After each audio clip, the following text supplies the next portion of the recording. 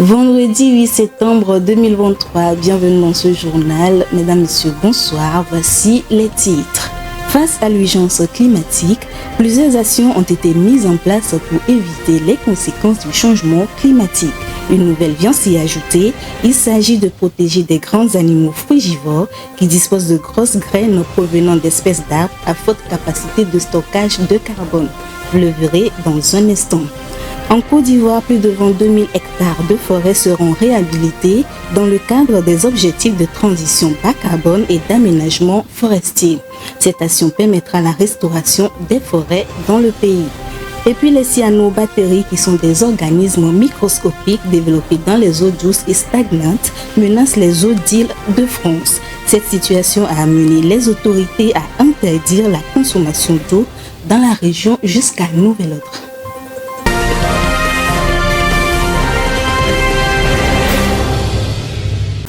Je vous l'annonçais dans les titres, la Côte d'Ivoire va réhabiliter plus de 22 000 hectares de forêts classées dans le cadre des objectifs de transition bas carbone et d'aménagement forestier. Ainsi, un protocole signé par le ministre des Eaux et Forêts, Laurent Tchagba, avec le consortium LEF et Height Afrique, permettra de restaurer les forêts classées de Fangolo et Yani pour la génération de crédits carbone. Irène Papadina. En Côte d'Ivoire, le ministère des Eaux et Forêts a signé un protocole avec le consortium LEF et Height Afrique, dont le but de réaliser une étude de faisabilité pour la réhabilitation des forêts classées de Fangolo et de Yani. L'engagement du pays dans la génération de crédits carbone montre la voie à plusieurs États francophones. Au-delà de la question d'une étude de faisabilité pour s'engager dans les projets d'atténuation, la question des taxes carbone se pose avec acuité et mérite beaucoup de réflexion. Une étude préliminaire de faisabilité révèle que ces deux forêts classées comprennent des collines, une infiltration moyenne avec la présence de plantations d'anacadres, une activité d'élevage de bovins et des reliques forestières. Prévu sur une période d'1 an, le projet devrait permettre d'accompagner les objectifs de reforestation de l'État ivoirien d'ici 2030. Avec les rapports du GIEC qui présentent l'urgence climatique, les États doivent honorer leurs engagements internationaux relatifs à la protection de l'environnement et à la sauvegarde de la planète face à la crise climatique. À cet effet, le consortium LEF et Height Afrique s'est engagé à rédiger le cahier de charge de l'étude et à le faire valider par le ministère des Eaux et des Forêts au plus grand tard 2 mois après la signature du protocole. Notons que ce projet intègre un volet communautaire ainsi que des actions d'agroforesterie et de conservation.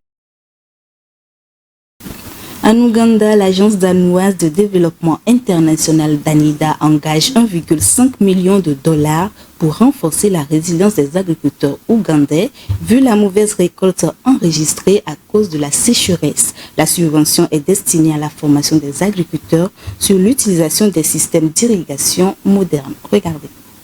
Le gouvernement du Danemark accompagne l'action climatique en Ouganda.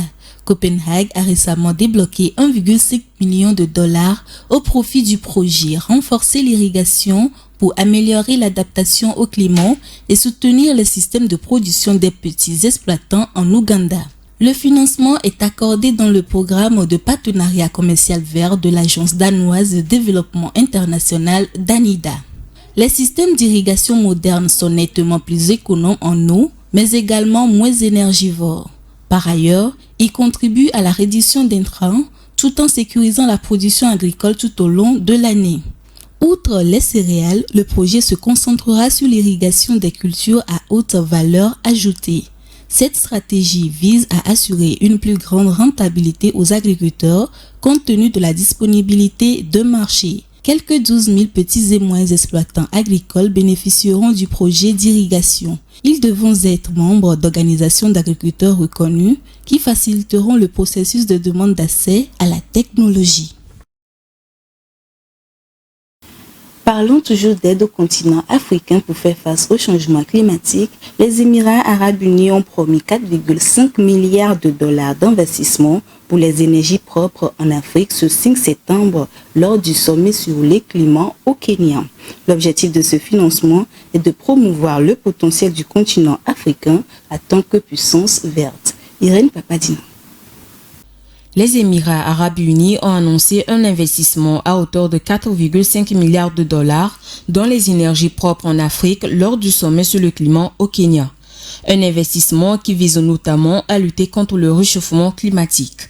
Selon le directeur de la Société gouvernementale d'énergie renouvelable Masdar, le sultan Al-Jaber, ce financement servira à lancer un projet de pipeline rentable d'énergie propre en Afrique.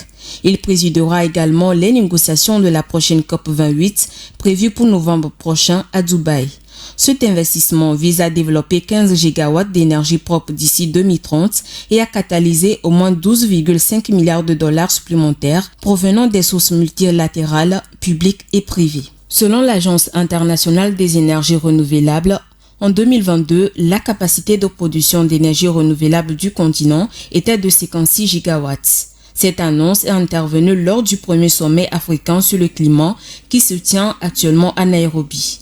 L'objectif est de promouvoir le potentiel de l'Afrique pour les énergies propres. Le sommet de Nairobi vise également à établir une vision continentale commune sur le climat en vue des prochaines négociations climatiques internationales. Destination la France, à présent, 2 centrales à charbon sont autorisées de fonctionner plus longtemps jusqu'en fin 2024. Ceci pour éviter tout blackout hivernal. Chaque tonne d'équivalent de dioxyde de carbone émise par les centrales à charbon devra cependant être compensée. Plus de compréhension avec Rachidou Méricou. Afin d'éviter les coupures généralisées de l'approvisionnement en électricité à l'hiver 2024 en France, 2 centrales à charbon ont obtenu jeudi dernier l'autorisation de fonctionner plus longtemps jusqu'à fin 2024. Toutefois, ces centrales à charbon devraient payer plus cher pour la compensation de leurs émissions car leur mise en fonctionnement coûte très cher. Dans un décret publié au journal officiel, le plafond d'émissions de gaz à effet de serre applicable aux producteurs d'énergie issu de la loi climat est désormais rehaussé à 1,8 kilotonnes d'équivalent dioxyde de carbone par mégawatt de puissance électrique installé entre le 1er avril et le 31 décembre 2024. Ce qui permettra aux centrales de fonctionner durant 500 heures supplémentaires pour un total de 1800 heures, soit 75 jours de production non-stop.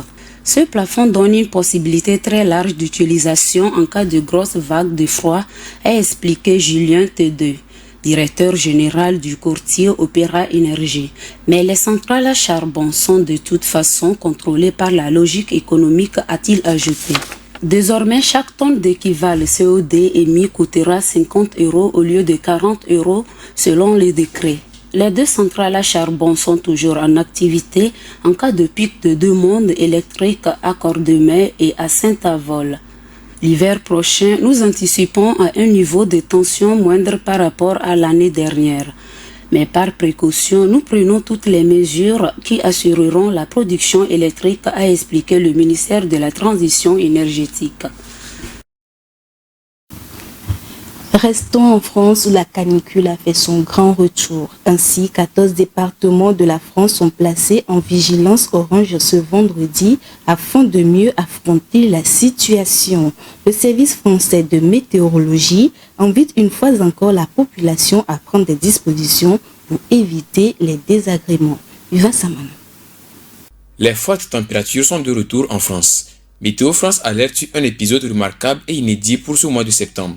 Ainsi, 14 départements sont placés en vigilance orange canicule ce vendredi. Au cours de ce mois, les températures vont fortement augmenter et la santé des personnes les plus fragiles pourrait être impactée. C'est la première fois qu'une vigilance orange canicule est déclenchée au-delà de la période estivale depuis la mise en place de ce système de vigilance pour ce phénomène en 2004. D'après le service de météorologie française, les températures maximales pourraient osciller jusqu'à 37 degrés au centre Val de Loire au centre de l'Hexagone et entre 34 et 36 degrés sur le reste du pays. Ces fortes températures augmenteront au cours des prochains jours, prévient Météo France. En dehors des départements en alerte orange, 47 autres départements étaient déjà en vigilance jaune au nord et à l'est du pays. Notons que cette canicule qui survient en ce mois de septembre est inhabituelle et découle probablement du changement climatique. Toujours dans l'Hexagone, les cyanobactéries sont détectées dans le point d'eau d'Île-de-France. La prolifération de ces algues toxiques a occasionné la fermeture des plans d'eau et l'interdiction des activités nautiques au public. Partons à la découverte de ces bactéries et ses conséquences sur la santé humaine à travers ce commentaire de Rafietou Mbereko. Les cyanobactéries, bactéries photosynthétiques, autrefois appelées algues bleu-vert, sont des micro-organismes présents sur Terre depuis 2 à 3 milliards d'années. Présentes dans le monde entier, on retrouve généralement ces bactéries dans les plantes, dans l'eau, mais aussi dans le sable. Les cyanobactéries sont ni dangereux pour l'homme ni pour les animaux, mais leur prolifération peut susciter des menaces qui pèsent sur la qualité des eaux ainsi que sur la biodiversité. En France, la prolifération des cyanobactéries ont entraîné la fermeture de plusieurs ponts d'eau en île ces derniers temps avec l'arrêt des activités nautiques au public. En effet, les cyanobactéries peuvent provoquer, entre autres, diarrhée et vomissements lorsqu'elles s'accumulent trop dans l'eau.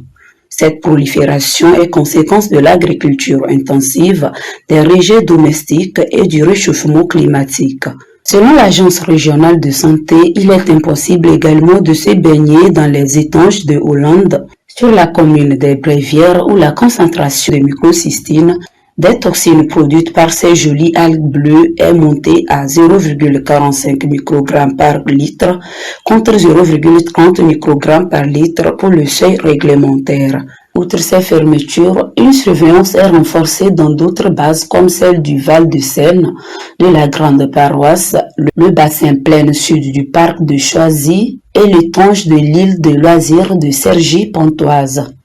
Les cyanobactéries ne sont pas seulement périlleuses, elles sont aussi indispensables à la vie humaine. L'Agence nationale de sécurité sanitaire alimentaire nationale relève l'importance de ces petits bestioles fioles. Les cyanobactéries sont des premiers organismes à avoir fabriqué de l'oxygène. Ils ont permis l'existence de plusieurs formes de vie, dont l'espèce humaine. Nourris de l'azote et du phosphore, il existe 2 sortes de cyanobactéries, les benthiques dans les cours d'eau et les planctoniques dans les plans d'eau. Cependant, la seule façon de faire disparaître ces cyanobactéries, c'est de limiter les activités qui polluent.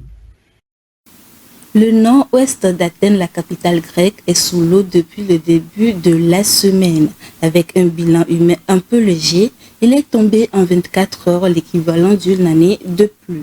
Après les incendies meurtriers, la capitale grecque est désormais confrontée à des inondations. Retrouvons Vivace Amano. Le niveau d'eau est impressionnant et les dégâts énormes à Volos, une ville située au nord d'Athènes. Après la série des incendies de l'été, la Grèce est désormais confrontée à de fortes intempéries. Des orages et des pluies torrentielles se sont abattus depuis le début de la semaine sur le pays. Un homme a été retrouvé mort selon les autorités et un autre est porté disparu. Les victimes ont tous été emportées par un torrent violent. Les voitures et autres engins ont également été emportés par les eaux jusque dans la mer. Les images témoignent de la gravité de la situation dans la région. Les services de la protection civile ont placé en état d'alerte rouge plusieurs départements autour d'Athènes. Le service météorologique national a recommandé aux habitants de limiter leurs déplacements et de rester le plus possible chez eux. Les précipitations ont atteint 200 mm et 516 mm, soit jusqu'à plus de 500 litres par mètre carré. Le niveau d'eau tombé en une journée équivaut à une quantité attendue au cours de toute l'année. Les prévisions sont de plus en plus mauvaises. D'après les données historiques, cette situation que traverse la Grèce surviendrait qu'une fois tous les 150 ou 300 ans en fonction des régions. D'autres régions ont même été touchées par les glissements de terrain d'après les services météorologiques. Tout cela est imputé au changement climatique car la Grèce ne cesse d'être confrontée à des catastrophes naturelles extrêmes. Les présentes inondations font suite à la série d'incendies dévastateurs qui ont touché la région en fin du mois de juillet dernier. Causant des dommages en Grèce, en Chine, elles serviront à la production de l'électricité. Les scientifiques ont élaboré une technologie qui permet de transformer les gouttes de pluie en source d'énergie renouvelable. Elle est baptisée Diting et permet une production d'énergie instantanée plus élevée. Rafietou Mbereko. Quand on parle des énergies renouvelables, le soleil et le vent viennent immédiatement à l'esprit. On pense beaucoup moins à la pluie. En Chine, les chercheurs de l'université Tsinghua ont développé une méthode pour capter l'énergie cinétique des gouttes de pluie et la convertir en électricité utilisable. C'est un panneau pluviovoltaïque appelé Diteng qui possède une production d'énergie instantanée plus élevée, capable de récupérer l'énergie des gouttes de pluie qui s'écrasent à sa surface. Les panneaux Diteng construits avec des générateurs de pont se sont avérés indépendants les uns des autres, ce qui signifie que la perte de puissance involontaire pourrait être réduite. Sur le même fonctionnement que les panneaux solaires, cette nouvelle technologie permettra bientôt à la Chine d'avoir des panneaux dits bimodes qui fonctionneront avec le soleil ou à la pluie quand il pleut ou quand il fait beau. La nouvelle technologie intéressera plus particulièrement les pays où il pleut beaucoup et finalement à tout le monde entier avec les effets du dérèglement climatique. Pour l'heure, la date de commercialisation de ces panneaux n'est pas encore connue, car après la découverte scientifique, toute une phase d'industrialisation s'impose, et cela peut prendre du temps. Le monde se force de plus en plus à trouver des alternatives durables aux combustibles fossiles. Chaque nouvelle découverte dans le domaine des énergies renouvelables pourrait être plus verte.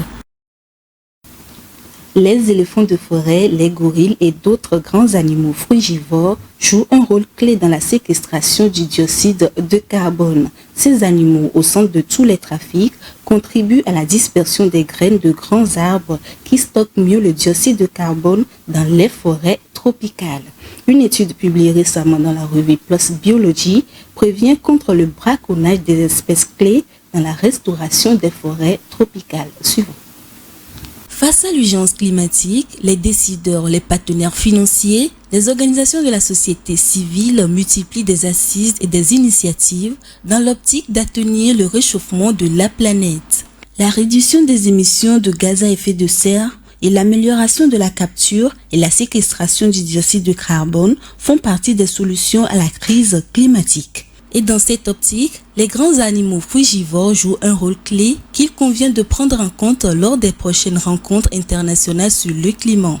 Dans un article publié dans la revue PLOS Biology, l'accent est mis sur la contribution de l'éléphant de forêt, du gorille, du tapir, du calao, du casoar à casque et d'autres grands animaux à la dispersion des grosses graines provenant d'espèces d'arbres à forte capacité de stockage de carbone. Mais partout sur la planète, ces grands animaux frugivores sont victimes de braconnage. En Afrique centrale, l'éléphant de forêt paye le plus grand lourd tribut à cause de ses défenses qui se vendent sur le marché noir en Afrique et en Asie. Le Gabon abrite 2/3 de la population d'éléphants de forêt, a perdu 11 000 individus entre 2004 et 2012 à cause du braconnage. Ce phénomène s'est accéléré ces dernières années en Afrique à tel point que l'Union internationale pour la conservation de la nature a classé 7 sous-espèces d'éléphants sur sa liste rouge d'espèces menacées. La défaunation des grands primates et tapirs qui dispersent les graines d'arbres à grosses graines, dont la densité de bois est plus élevée, devrait entraîner des pertes à long terme de la biomasse aérienne des arbres de 3 à 6% en moyenne, mais pouvant aller jusqu'à près de 40%. L'espace devient de plus en plus pollué par des débris autour de l'orbite terrestre. En Australie, une boule de feu a jailli de l'obscurité dans la capitale Melbourne en début du mois. Ces débris constituent des risques pouvant créer des dégâts de collision en orbite et qui finissent sur la Terre. Le commentaire est signé Rafietsu Berekou. Des millions de débris spacieux circulent autour de l'orbite terrestre, dont 36 000 objets de plus de 10 cm.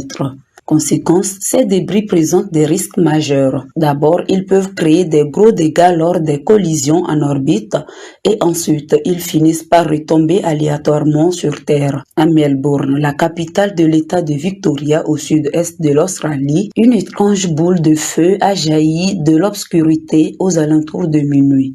La traînée lumineuse transperce le ciel, le traverse à l'image d'une étoile filante. Alors que certains le filment, l'agence spatiale australienne confirme qu'il s'agit des débris d'une fusée envoyée par l'agence russe Cosmos. Des débris parmi tant d'autres, il en existe 1 million mesurant plus d'1 centimètre ce jour en haut, selon l'agence spatiale européenne. Probablement, ce sont des satellites abandonnés, des fragments causés par les exploitations ou encore des morceaux de fusée. La majeure partie de ces objets non fonctionnels se calcinent une fois tombés dans l'atmosphère avec la température allant jusqu'à 1600 degrés.